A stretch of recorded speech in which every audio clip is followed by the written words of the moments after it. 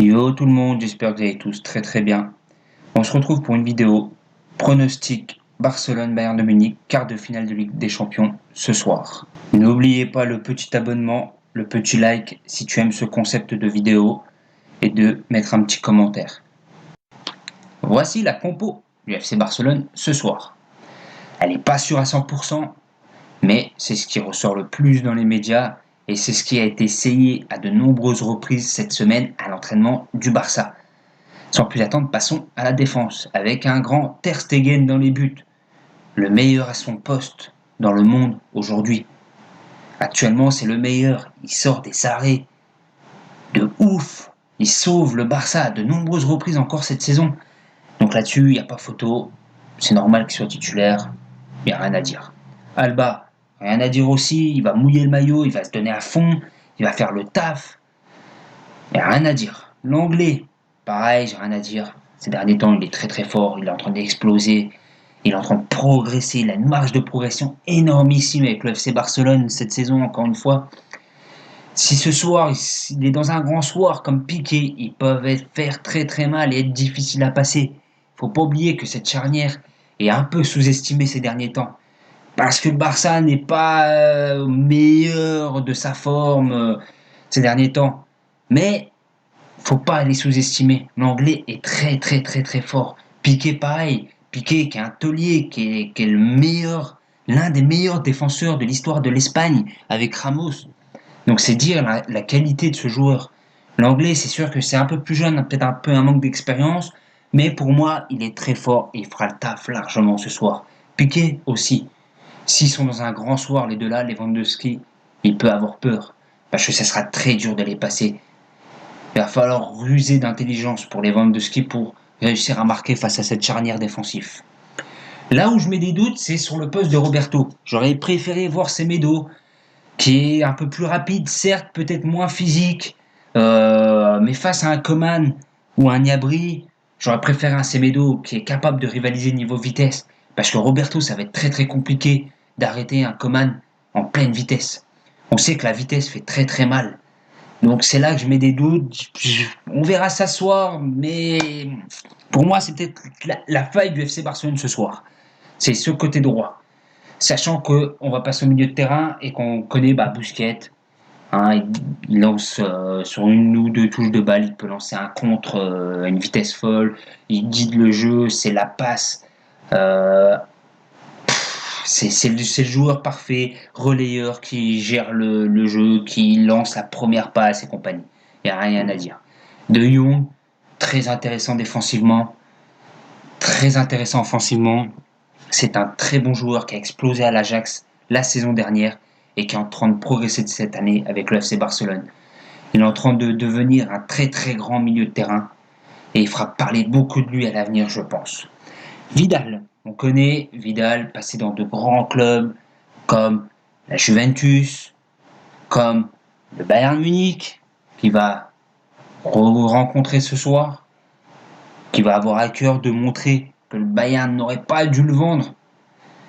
C'était une erreur de le vendre, parce que le Vidal de cette saison, il est énormissime avec le Barça. Très utilisé, capable d'être un rock défensivement, capable d'être très très bon offensivement, notamment avec des buts, à de nombreuses reprises cette saison qui ont sauvé le Barça d'une courte victoire. Donc Vidal, on sait, il risque de faire un grand match et de se donner à 100%, 1000% même, face à son ancien club. Et c'est là que je mets des doutes par rapport à Roberto. On sait que Vidal va être très très haut sur le terrain et ça va créer beaucoup d'espace si Roberto y monte. Et avec la vitesse de Coman ou de Gnabry, ça risque de faire très mal. Pour moi, c'est la grosse faille de cette compo. Passons au trio offensif. C'est là qu'il y a de grands changements. Messi est repositionné en numéro 10. Alors Messi est repositionné en numéro 10 car à gauche du Bayern, défenseur gauche du Bayern, Alphonso Davies. Très très bon, très rapide et très fort physiquement, Alphonso Davies, qui risque de mettre à mal Messi sur un match complet.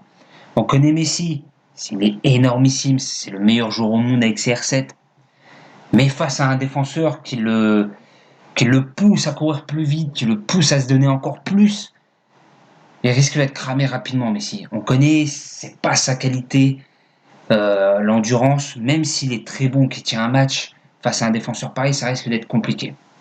Donc il est repositionné à ce poste-là. Mais Messi, il ne faut pas oublier que c'est le meilleur passeur du championnat espagnol, la Liga. Il est très très bon à ce poste-là, sachant qu'en face de lui, il a quand même un Griezmann et Suarez qui peuvent alimenter. Avec sa qualité de passe, ça peut faire très très mal. Sachant que Suarez, il n'y a rien à dire à ce poste-là, il est très bon. C'est une légende à ce poste-là, il est très très très très très fort. J'ai vraiment rien à dire sur lui. Griezmann, par contre, ça m'intéresse beaucoup de le voir à ce poste. Depuis le début de saison, il est utilisé à gauche. Il n'est pas forcément dans les meilleures dispositions. Il n'est pas forcément dans un poste qu'il affectionne. On connaît l'Euro 2016, Coupe du Monde 2018, l'Atlético, les deux finales de Ligue des Champions avec l'Atlético où il était repositionné dans un poste axial où il tournait un peu autour du numéro 9. Il était très très très fort, très intéressant. C'est là qu'il peut montrer sa qualité technique. Donc j'ai vraiment hâte de voir cette composition-là ce soir. Voici la compo du Bayern Munich pour ce soir. Alors pareil, c'est pas sûr à 100%, mais très utilisé cette semaine à l'entraînement. Avec un Neuer au cage, c'est un classique, c'est un pilier du Bayern, c'est un leader, un gardien de classe mondiale, normal qu'il soit titulaire. Kimmich, normal qu'il soit titulaire aussi, c'est le capitaine, c'est un joueur énormissime, bourré de talent, très très fort. J'en doute pas qu'il fera un gros match. Boateng, associé à Alaba, cette charnière a fait ses preuves cette saison. Boateng qui revient très très bien. Il revient très très bien après l'humiliation de Messi en 2017. Il s'était fait allumer par les médias et tous les supporters. C'était très très dur ces 2 dernières saisons, mais cette saison, il revient très très bien.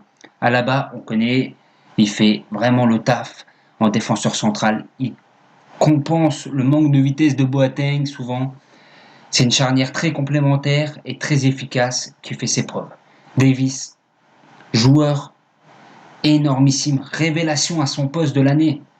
C'est dire la qualité de ce joueur à ce poste-là. Très bon défensivement, très bon physiquement, qualité de centre très intéressante.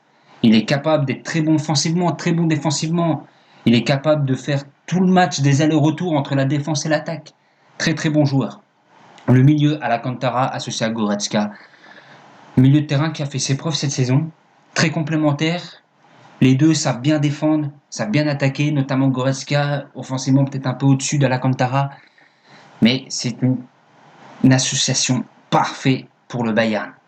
Et là, on passe à Thomas Müller. C'est la résurrection de Thomas Müller cette saison. L'année dernière, souvenez-vous, mis au placard, sous le banc de touche quasi toute la saison. Cette année, il revient, et avec une saison folle, 21 passes décisives, à une passe près de Lionel Messi qui en a fait 22 en championnat. Très très bon joueur, très complémentaire à Lewandowski, capable du meilleur offensivement, capable de marquer, capable de faire des passes. Il est capable d'alimenter Coman, Gnabry sur les côtés. Très très belle association avec Lewandowski, faut pas l'oublier. Coman, on connaît, très très bon joueur, très rapide, très technique. Pas forcément sa meilleure qualité de buteur, mais il est capable de marquer. Il est surtout capable de provoquer, de créer de nombreuses occasions. Surtout qu'il a un gros coup à jouer avec, selon moi, le défaut de la compo du Barça, c'est Roberto. Roberto qui manque de vitesse face à un Coman, ça risque d'être très intéressant à voir ce soir. Donc Coman a un gros coup à jouer face à Roberto.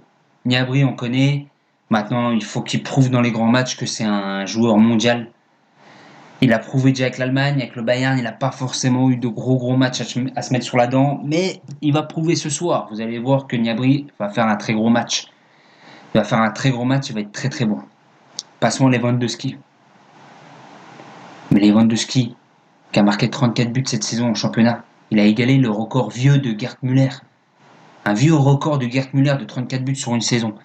C'est un joueur qui est capable de garder le ballon, capable de jouer en pivot, capable de marquer, capable d'alimenter les joueurs sur les côtés comme Coman Gnabry par des déplacements.